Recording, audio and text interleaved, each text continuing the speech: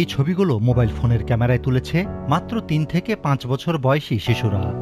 কারো ফ্রেমে বন্দী হয়েছে ফুল পাখি, পোষা প্রাণী, কারো ফ্রেমে নদী, সবুজ প্রকৃতি। ক্ষুদে আলোকচিত্রীদের বিষয়বস্তু নির্বাচন ও ছবি তোলার দক্ষতায় বিস্মিত দর্শনার্থীরা। যখন খেলা করে তখন ওই খেলার ছবিগুলো তুলে। এত ছোট ছোট বাচ্চারা এত সুন্দর ছবি তুলতে পারে।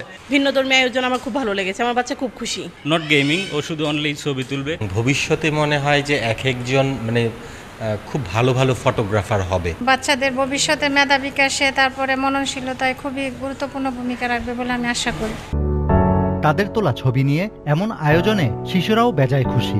আমি ছবি তুলতে অনেক পছন্দ করি। আমি ফুলের ছবি, খেলনার ছবিও তুলি, মোবাইলে ছবি তুলতে ভালোবাসি। শিশু প্রতিভার এমন উৎকর্ষ দেখে বিমোহিত উদ্বোধক সহ আমন্ত্রিতরা। এমন উদ্যোগ শিশুদের ভাবনার জগতে ইতিবাচক প্রভাব ফেলবে বলে মনে করেন তারা। নরসিংদীর ঐতিহ্যকে তুলে ধরেছে, তো এটা আমার কাছে আসলেই দেখার মতো একটা জিনিস। এবং এই ধরনের ফটো আয়োজন একটা ব্যতিক্রমী আয়োজন।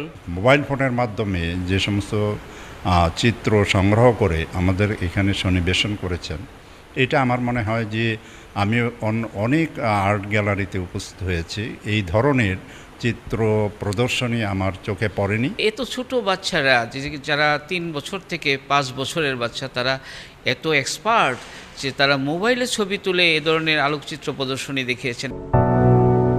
মোবাইল ফোনে গেমস আসক্তিকে পাশ কাটিয়ে শিশুদের সৃজনশীল কাজে আগ্রহী করতেই এমন আয়োজন, জানান আয়োজকরা।